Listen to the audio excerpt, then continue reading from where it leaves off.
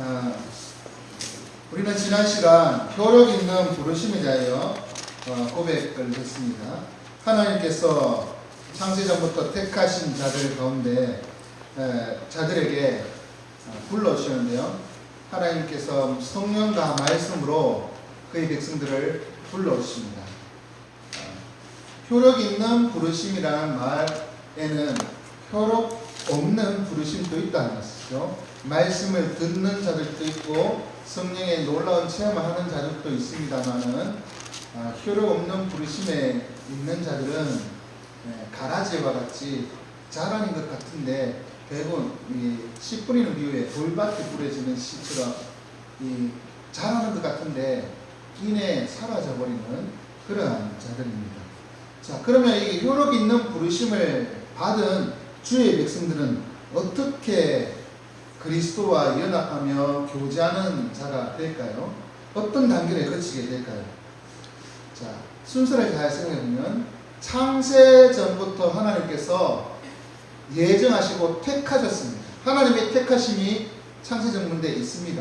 그리고 하나님의 때가 되어서 효력 있는 부르심으로 어떤 사람은 하나님의 성령의 강건적인 역사를 통해서 어떤 사람은 말씀 선포를 듣고 말씀을 듣고 복음을 듣고 이 반응을 해서 하나님의 그 부르심에 응답을 합니다. 이렇게 효력 있는 부르심이 있고 난 후에 이 효력 있는 부르심을 입은 자들은 의롭다함을 받습니다.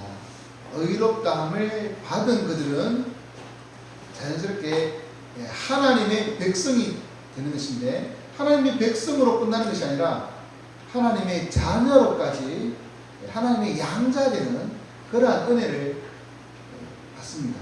하나님의 양자가 되면 자연스럽게 자녀는 부모를 닮아가지 않습니까? 그래서 하나님 아버지를 닮아가는 단계가 있습니다. 이것을 성화라 거룩해져가는 이 성화의 단계를 거쳐갑니다. 자, 이 성화는 언제 끝나느냐? 우리가 하나님 앞에 가는 끝나요. 다시 말해서 우리의 생명이 끝나면 우리의 성화는 끝납니다. 우리의 생명이 끝나면 성화는 끝나지만 그때부터 우리는 하나님과 함께 영화로운 존재가 되는 것입니다. 하나님과 함께하는 자들이 되는 것입니다.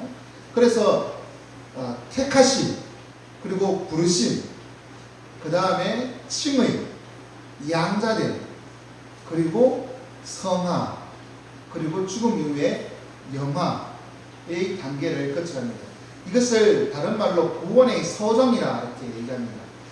그런데 이것은 단순히 시간적인 흐름을 얘기하는 것은 절대로 아닙니다. 어느 시간이 되면 이렇게 변하고 또 이렇게 변한다, 이렇게 우리가 이제 딱 정할 수 없는 것이 어떤 사람은 한순간에 이 구원의 서정 단계를 다 경험할 수가 있습니다. 예를 들면 예수님 십자가 못 박혔을 때 바로 옆에 있던 그 사람이죠. 한편 그 강도, 그 사람은 그 죽음 직전에 주님을 만나고 주님에 대한 신앙 고백을 하고 낙원의 허락을 받았습니다. 그는 믿고 자녀되고 그리고 성화를 이룰 단계도 없이 곧바로 죽으면서 영화를 이루었다는 것이죠. 네, 그러한 그처럼 이 구원의 서정은 꼭 이런 시간적인 흐름을 따라간다는 것이 아니라 이러한 그 구원의 그런 과정들을 우리는 여러 가지 모양으로 체험하게 된다는 것을 보여주고자 하는 것입니다. 꼭 시간이 돼서 언제 어떻게 이런 식으로 바뀐다고는 할 수 없습니다. 그러면 그 중에 구원의 서정 가운데 부르신 자들이 의롭다함을 받는 칭의에 대하여 살펴보고 그것을 통해서 하나님께 감사와 찬송 올리는 시간이 되기를 원합니다.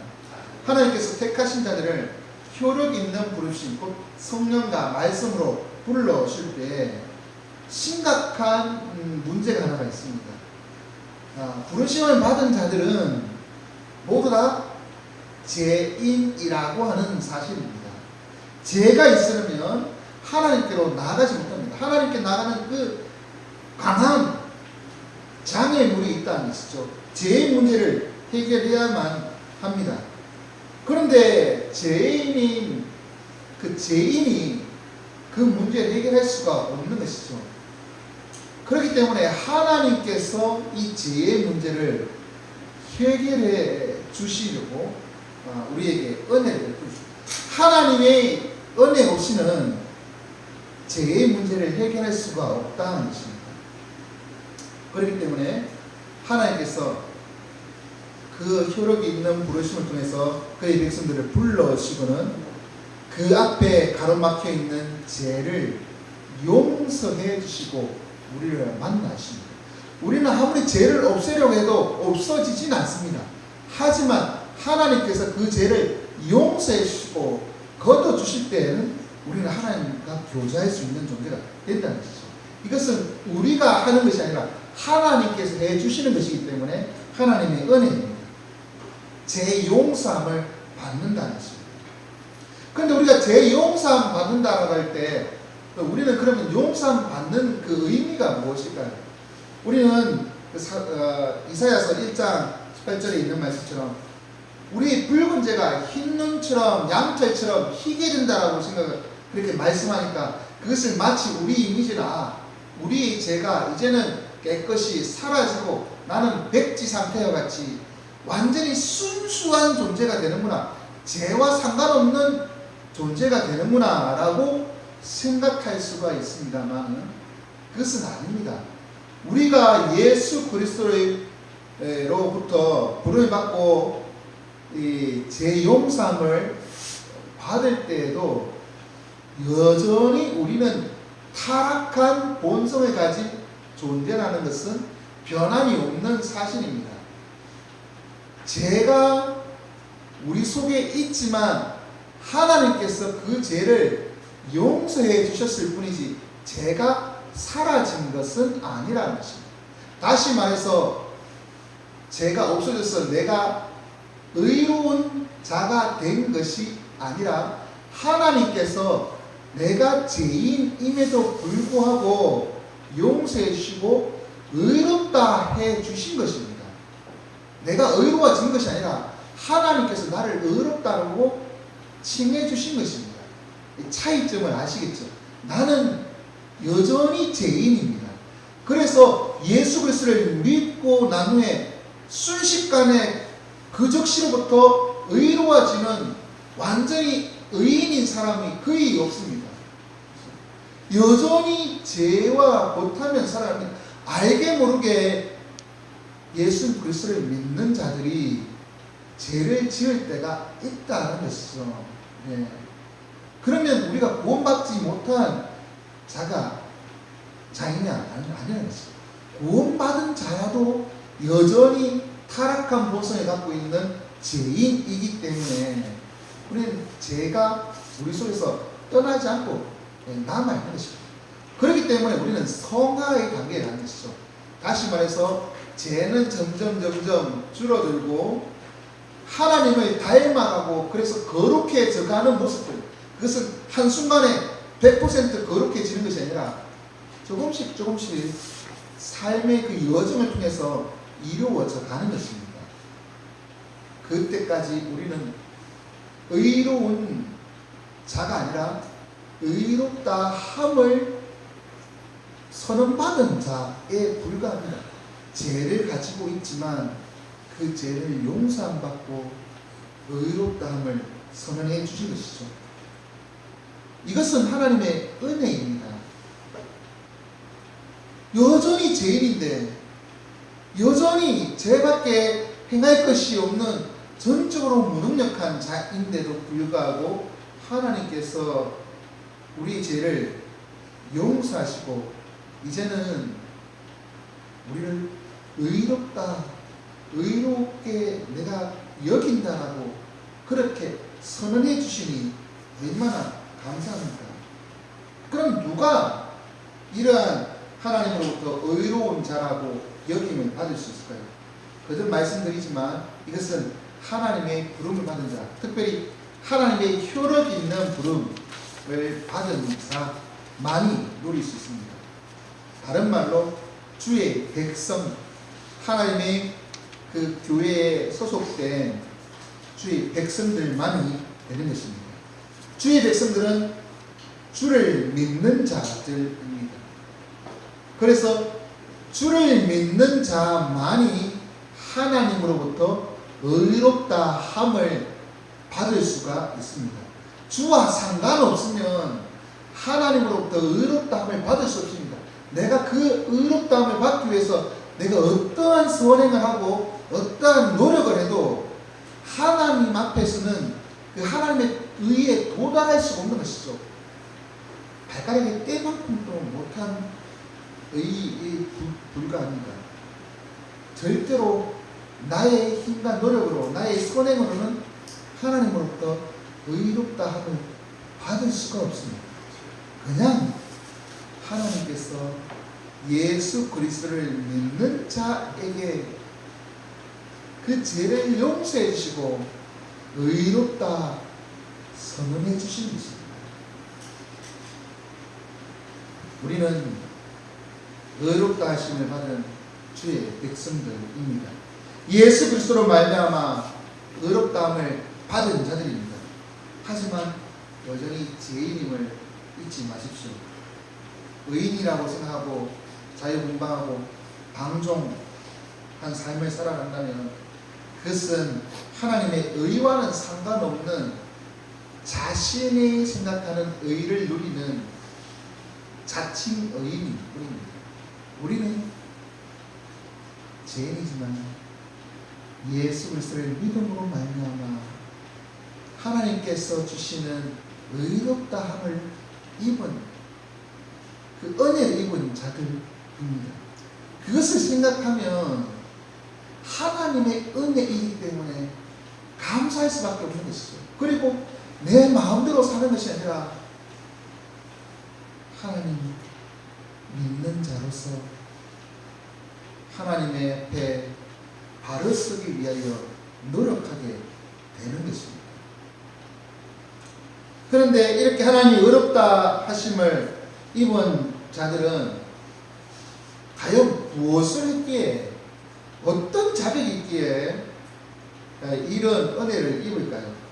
하나님이 의롭다 하심을 입은 것은 아까도 말씀드렸다시피 우리의 행위하고는 상관이 없이 오직 예수 그리스도를 믿음으로 말미암아 의롭다함을 받는다라고 말씀하고 있습니다. 말씀드렸습니다. 전적으로 하나님의 은혜이고 하나님의 선물입니다. 선물은 그냥 주는 사람이 많은 것이죠. 주는 사람이 무엇을 기념하여 주든 아무런 의미 없이 주든 선물을 주는 사람이 기본이 이제 줄 때 받는 사람은 자격이 없어도 주면 감사하며 받으면 되는 것입니다. 우리에게 하나님께서 이 선물을 주셨습니다. 우리는 아무런 노력이나 행위를 한 것이 없음에도 불구하고 하나님이 주시는 은혜입니다. 그리고 그에 대한 대가를 요구하지 않습니다. 값 없이 대가 없이 우리에게 거저 주시는 하나님의 은혜인 것입니다. 이러한 은혜를 위하여 하나님은 우리는 아무런 노력을 하지 않았지만 하나님은 엄청난 일을 하셨습니다. 그 아들 예수 그리스도를 보내오시고 예수 그리스도가 순종함으로 죽기까지 우리를 위하여 희생하셨습니다. 그래야 죄에 대하여는 죽음이라고 하는 그 죄의 값을 치르는 하나님의 공의를 우리 대신 주님이 치르게 하신 것입니다. 하나님의 공의가 이루어져야 하지 않겠습니까? 죄인에 대하여 하나님의 심판이 이루어져야지 하나님의 공의로운 하나님이라고 하지 않겠습니까? 그런데 주님께서 아무 죄 없는 주님께서 우리 대신 십자가 지고 죽으심으로 우리를 위한 죄의 값을 치르셨다는 것이죠. 다른 말로 대속하셨고 또한 속상 값을 치르시고 우리를 구원해 주셨습니다. 우리가 아무런 자격이나 노력이 없었음에도 불구하고 하나님께서 우리를 창세전부터 택하시고 사랑하셔서 예수를 보내오시고 대신 우리의 죄의 짐을 그 저주를 짊어지게 하신 것입니다. 그러니 예수 그리스도의 그 십자가 보혈의 피로 이 값을 치르셨으니까 누가 그것보다 더 큰 값을 치를 수 있겠습니까? 하나님이 직접 그렇게 희생하셨는데 우리에게 더 큰 값을 대가를 요구할 수도 없고 또한 그렇게 치러줄 자도 없습니다. 하나님이 거저 주시는 은혜, 말할 수 없는 큰 사랑인 것이죠. 주님은 이렇게 이 땅에 오셔서 우리를 위하여 대속의 죽음을 가시면서 하나님과 우리 사이에 유일한 중보자가 되실 뿐만 아니라 자신의 몸을 우리를 위한 보증물로 주셨습니다. 그리고 하나님 앞에 우리를 위한 보증인이 되셨습니다.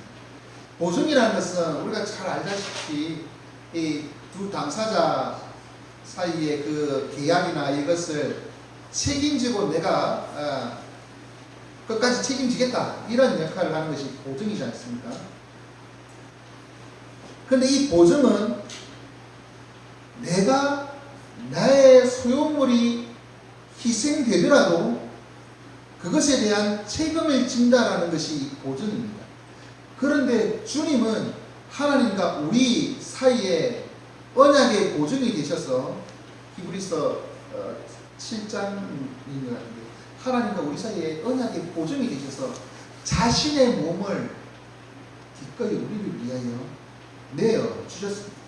자신이 가진 것으로 끝까지 책임지는 것이 보증이듯이 주님이 자신이 가진 몸으로서 그 피로서 우리를 하나님께로 갈 수 있도록 보증의 역할을 감당하신 것입니다. 주님이 우리를 위하여 보증하셔서 우리는 하나님께로 갈 수가 있게 된 것이죠.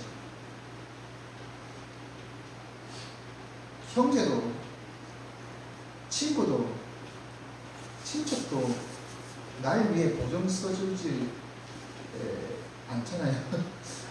물론 저도 이제 대학 들어갈 때 보증인 하니까 외삼촌이 보증인 써주더라고요. 이때까지 그 외에 보증인 크게 생각해 본 건 별로 없는데 대학 들어갈 때 이제 보증 쓰는 거 요즘 또 보증 쓰는지 모르겠습니다만 왜 쓰는지는 모르겠습니다. 대학 들어갈 때 보증은 하여튼 그 외에 제가 다른 분들에게 보증 써달라고 얘기한 적은 없고 또 보증이 필요한 적은 없습니다. 그런데 설사 이 보증이 필요하다 하더라도 요즘 보증 써달라고 누구에게 얘기하기가 좀 그렇잖아요. 그렇죠? 그런데 주님이 우리를 위하여 기꺼이 보증인이 되셨고 자신의 몸을 보증물로 주셨습니다. 자신이 가진 모든 것을 우리를 위하여 내어주신 것입니다. 그것을 생각하면 참 감사의 본이 아닙니다. 그리고는 우리에게 요구하시는 것 무엇일까? 우리 어떠한 노력도 우리 어떠한 행위도 대가를 요구하지 않습니다. 오직 우리에게 믿음만을 요구하십니다. 오직 예수 그리스도를 믿는 믿음으로 이 값없이 주시는 은혜를 누리도록 요구하고 계시다는 것입니다. 그런데 우리에게 요구하시는 이 믿음조차도 돌아오면 하나님의 은혜, 하나님께서 우리에게 믿도록 해 주신 것입니다. 나의 결단이 아닙니다. 내가 결심한 것이 아닙니다. 비록 그렇게 보이는 것이지만 내가 그래 결심했어. 내가 오늘부터 예수 그리스도를 믿기로 했어. 라고 하는 것처럼 내 마음의 결심처럼 보입니다만은 그렇게 행하신 것 자체가 창세전부터 하나님께서 택하신 예정하신 것이고 그러한 때가 되어서 하나님께서 나의 마음을 움직이신 것입니다. 믿음조차도 하나님의 선물입니다. 그러므로 이것은 근본적으로 엄밀하게 말한다면 값없이 주시는 하나님의 은혜의 선물이라고밖에 말할 수가 없습니다. 나를 위해 희생하신 예수 그리스도. 그러면서도 우리에게 믿음만을 요구하셨는데 그 믿음도 우리가 믿도록 주님께서 인도해 주시니 우리는 결국 하나님의 은혜로 살아가는 것입니다. 하나님의 값없이 주시는 은혜를 누리고 계시는 지금까지 여러분, 우리에게 주신 은혜에 감사하는 여러분 되시기 바랍니다. 우리의 자격을 묻지도 따지지도 않습니다.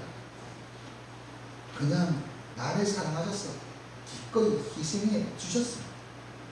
기꺼이 자신이 보증인이 되시고 자신의 몸으로 피로 보증물이 되셔서 희생하신 것입니다. 우리는 그 예수 그리스도의 대속하심으로 말미암아 값없이 주시는 하나님의 은혜를 누린 것입니다. 그러니 이제 우리를 위하여 기꺼이 자신을 내어주신 예수 그리스도를 위하여 살아가는 우리들 되기를 원합니다. 그럼 어떻게 의롭게 하시는 그 값없이 주시는 그 믿음을 우리는 받을 수 있을까요? 그것은 성령과 말씀으로, 다시 말해서 효력 있는 부르심을 받은 자는 이 믿음을 받을 수가 있습니다. 말씀을 통해서, 다시 말해서 복음을 통해서 성령의 역사로 믿게 되는 것입니다. 다른 말로는 복음을 전파하지 않으면, 또 듣지 못하면, 성령의 역사가 없으면 하나님의 효력 있는 부르심이 있을 수 있느냐. 그러니 우리에게 복음을 듣게 해주시고 성령의 역사를 경험하면 하나님 앞에 나오게 하신 하나님의 부르심에 감사하면서 우리에게 주신 그 믿음으로 살아가는 여러분 되시기 바랍니다. 그렇게 효력 있는 부르심을 입은 자들은 자신이 나는 죄인이라는 것을 먼저 깨닫게 되는 것입니다. 나는 죄인이고 죄인으로서 그 죄의 그 비참한 가운데 거하게 되고 있음을, 거하고 있음을 깨닫게 되는 것입니다. 그런데 이 죄의 비참에서 벗어날 길은 오직 예수 그리스도밖에 없음을 깨닫기 때문에 예수 그리스도를 믿게 되는 것이죠. 하나님의 부르심이 바로 그것입니다. 말씀을 통해 우리에게 가르치실 때 너는 죄인이다. 너는 죄인이다. 그런데 그 죄를 씻기는 예수의 피밖에 없다. 예수 그리스도를 통하여 우리는 죄사함 받는다. 그것을 우리에게 가르쳐 주시는 것입니다. 예수 그리스도의 피가 없으면 우리는 죄의 비참함 속에서 끊임없이 신음하며 살아갈 수밖에 없을 것입니다. 계속해서 죄의 비참함 속에 살아갈 것인지 아니면 값없이 주시는 하나님의 은혜 속에 살아갈 것인지 우리는 결단해야 합니다. 이 결단도 사실 하나님 주시는 은혜라는 것을 말씀드렸습니다. 우리에게 주신 구원의 은혜를 믿음으로 누리시기 바랍니다. 오직 예수 그리스도만을 믿기를 결단하십시오. 그렇게 되면 이것이 왜 은혜냐? 예수 그리스도의 그 의가 하나님의 그 공의를 채우고도, 다시 말해서 우리의 죄값을 치르고도 남음이 있어서 우리에게 그 의를 증가해 주신 것입니다. 우리는 의롭지 않습니다. 우리는 죄인입니다. 예수 그리스도를 믿을 때 예수 그리스도의 의가 우리에게 증가되어서 우리는 그 예수 그리스도의 의로 말미암아 의롭다함을 받는 자가 되는 것입니다. 이것이 중요한 것입니다. 내가 예수 그리스도를 믿는다고 할 때 그 믿음은 예수 그리스도께서 하나님의 의를 충족시켰고 공의를 채우셨고 그리고 우리를 위하여 십자가에 죽으신 그것으로 말미암아 우리 죄가 씻겨졌고, 그리고 그 예수 그리스도의 의로움이 나에게 전가되어서 내가 예수 그리스도의 것이 되고 예수 그리스도와 연합한 하나가 된 그리스도의 몸이 되었기에 우리는 구원의 은혜를 누린다. 그렇게 우리에게 믿음의 역사들이 일어나게끔 해 주시는 것입니다. 예수 그리스도를 믿음으로 예수 그리스도의 의를 전가받은 우리 지원가족 여러분, 나는 의의가 없습니다. 우리는 의의가 없습니다.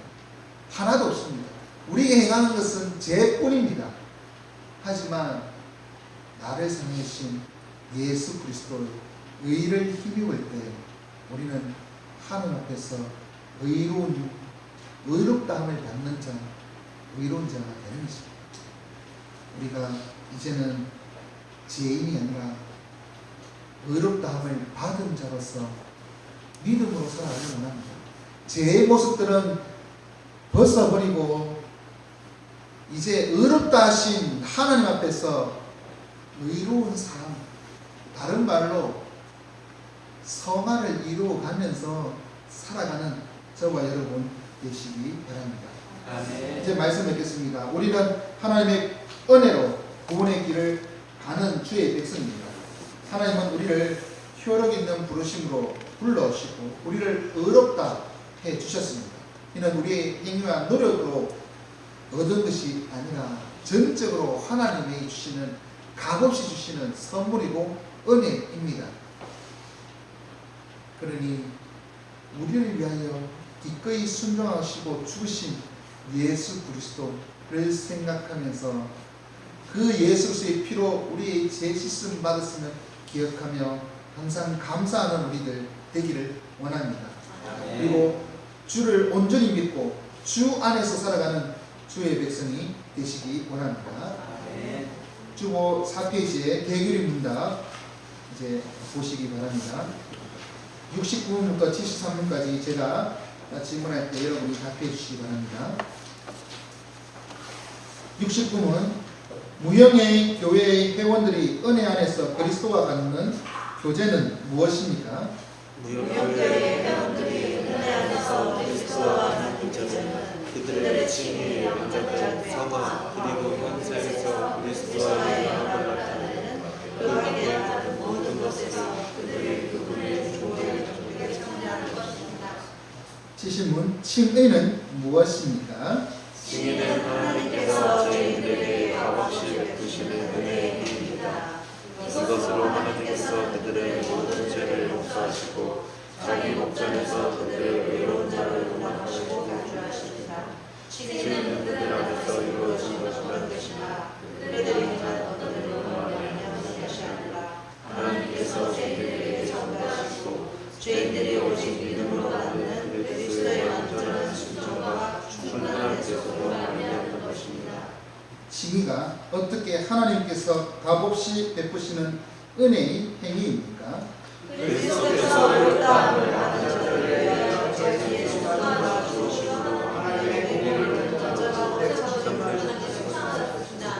그러나 하나님께서는 그들에게 무엇을 속삭이는 공증인에게서 하시되 자기의 독생자를 그 공증인으로 예비하시고 자기의 의를 전달시켰습니다. 또 그들의 칭의를 위하여 그들에게 그는 아무것도 요구하지 않으셨고 그 믿음 또한 하나님의 선물이 받아들여 그들의 자기는 그들에게 값없이 베푸시는 은혜입니다. 의롭게 하는 믿음은 무엇입니까? 의롭게 하는 믿음은 성령과 하나님의 말씀으로 저희의 마음속에 역사하는 구원의 은혜입니다.